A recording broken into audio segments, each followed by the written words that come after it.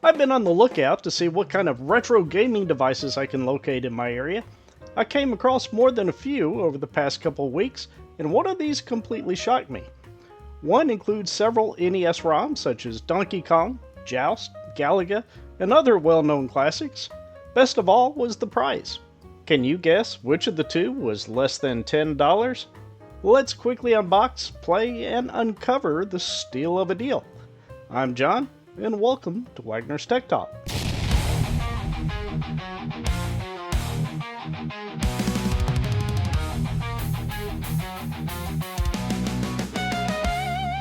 The first retro console we'll take a look at, I found at 5 and Below. There were a couple of choices here, but the display on this unit with the NES Style controller caught my eye. So I had to pick it up and see what it's like. This gadget has 200 built-in games and has a 2.8-inch TFT screen, adjustable volume, and no, it doesn't exactly require 3 AAA batteries, but we'll get to that. It's made by a company called Vivitar. There is an instruction booklet included that covers the basic operation and game list. I like the CRT beveled look on the TFT screen, that's pretty cool. The volume knob works, and the two buttons at the top do the same thing, they just reset the device. On the back is a USB-C port, and you can use that to power it instead of the 3 AAA batteries. In fact, that's what I'll do here. Just flip the switch and it starts right up. The small NES style controller functions okay. There's just a very thin wire between the controller, the faux console, and the display. Not sure how long this thing would last, but it makes a nice desk or shelf device. The volume is adjustable, but it doesn't get very loud. And the two buttons at the top, again, they just reset the unit. That's about all there is to it. Let's check out some of the games. There are 6 game categories: action, fighting, sport, shoot, racing, and puzzle. Under the action category, there are 45 games listed. None of these are games that I personally recognize. That's not to say that some of them aren't fun. For example, Forest Adventure, the first game on the list, is actually pretty fun. It took me a few times to get used to the controls, but after that, I did enjoy the game. When you jump, you can move left or right mid-air, which makes it both challenging and fun. It wasn't immediately apparent what you have to do in the Zero Gravity game, but I quickly figured it out. Basically, it's similar to Joust. You have to pounce on the head of the alien to knock them out of the sky, then run into them again to destroy them. I actually wound up playing this game for a bit and enjoyed it. Mouse Hero is pretty fun also. I'm not sure what the character is at the top dropping the mouse, but your goal is to help the mouse make a safe landing. Later levels in the game do get a bit more challenging, and it's worth playing, but didn't keep my attention for very long. Mad Christmas is a similar game, only here Santa is dropping candy, gifts, and bombs. It's okay, but not something I'll likely play again. Power Robot is quite challenging. You can only move while jumping, either left or right in mid-air to reach the next platform. This one did keep my attention for a bit. Under the sport category, there is a decent tennis game. I did have difficulty seeing the small ball, but it was pretty fun. High Jump is a timing game. You take off running and need to time your jump just right to clear the bars. In the shoot category, I thought I'd like Sky Invader. It looks similar to Buck Rogers that I used to play on my TI-99 4A, but it was very difficult to keep from getting shot down. First Defender is somewhat of a Space Invaders clone. Some may enjoy it. Under Racing, I found UFO Race, which seems to be like a Knight Rider type game, only using UFOs instead of cars. Honestly, some games I just didn't quite understand, like X-Racing. In this game, the computer always follows directly above you, making it impossible for you to pass. I quickly got frustrated with it. Bicycle seems to be what pole position might have been if they had used a bicycle instead of cars. And in the puzzle category, there are some pretty decent games such as Blackjack, a matching game, and slots. This console has a lot of unique games that you may enjoy. The NES Style Controller and full console make it an interesting gadget. While the game list may not include ones that you recognize, it is a decent little console for the price, which I'll reveal right after we take a look at this next retro gaming unit. While out doing some grocery and light Christmas shopping at Wal Mart with my wife, I noticed this tiny retro handheld at the checkout. Definitely another impulse buy, but I'm glad I picked it up. In fact, I'm going to go back and pick up a few more. Like the previous unit we looked at, it also has 200 games, but with some additional features that I didn't realize when I bought it, such as a rechargeable battery, and it includes an AV cable to connect it to an older TV or VCR.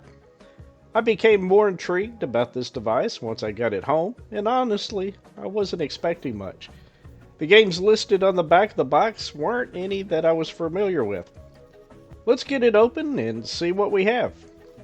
It does come with a short micro USB to USB Type A cable, as well as the AV cable for connecting to that older TV or VCR, or perhaps an AV to HDMI adapter. The unit has one speaker.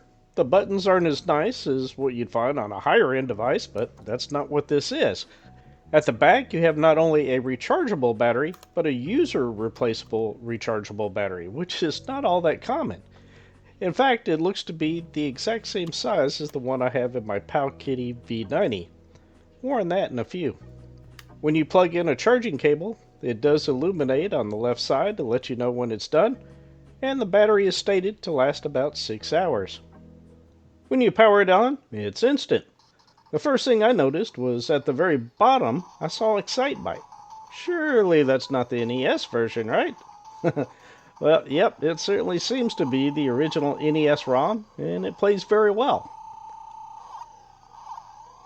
The green color on this display does appear a bit washed out, particularly on the left-hand side of the display, but the game itself plays great. Just a little something I wanted to mention.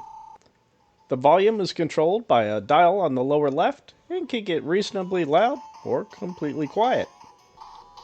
I'll quickly cycle through all 200 games here. Feel free to pause if you want to take a closer look. Now, if you watch that closely, I'm sure you have some questions about what you just saw. You can move a page at a time by pressing the left or right D-pad buttons, and yep, Joust is showing as 192. Sure enough, it appears to be the NES version of Joust.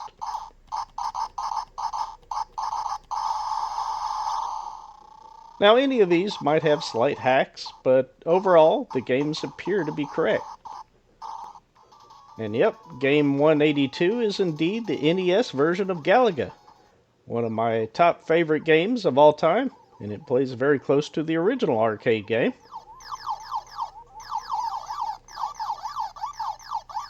Galaxian is another game I played frequently as a kid, and again, while this is the NES version, it's pretty close to the original arcade.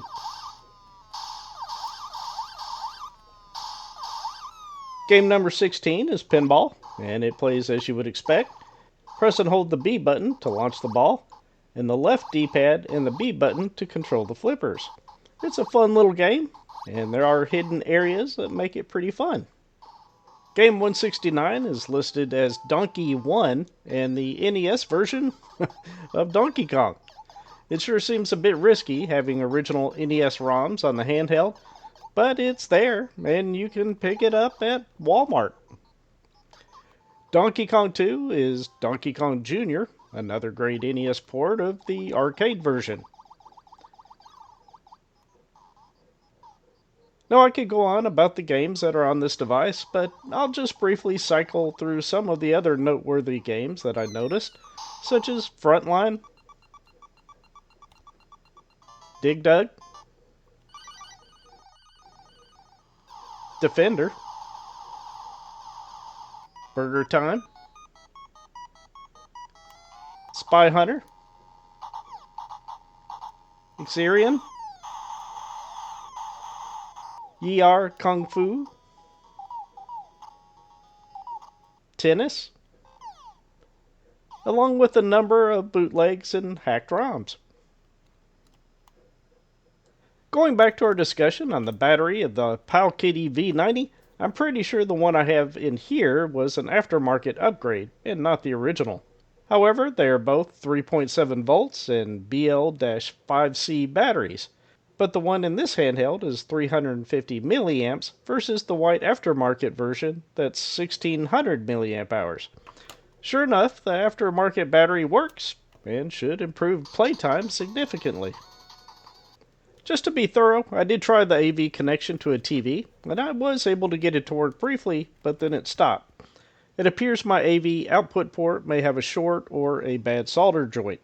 Not a big deal for me, I'd likely never use that feature anyway, but if it's something you'll likely use, hold on to the receipt and test it when you get it home. Overall, this little handheld really impressed me. 200 games, many appear to be original NES games, a removable and rechargeable battery, and the ability to, theoretically, connect it to an external display is all impressive and leads me to a question for you. Of these two devices, one was $12 and the other was less than $10. Pause for a moment and state out loud which one you think was less than $10. Was it the NES Style Retro Console, or was it the Retro Handheld? Let's find out. Yep, the NES Style Retro Console was slightly more expensive at $5 and below, which is rather ironic, but just barely above it at $12. The handheld is available in stores or online for $9.88 at Wal Mart.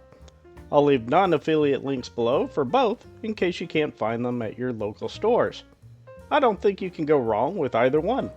While I personally prefer the handheld for the familiar games, removable and rechargeable battery, and the lower price, the NES Style Console has its own bit of charm in its CRT style TV, separate faux console, and NES style controller. While the games aren't anything you'll recognize, many of the ones I tried are fun.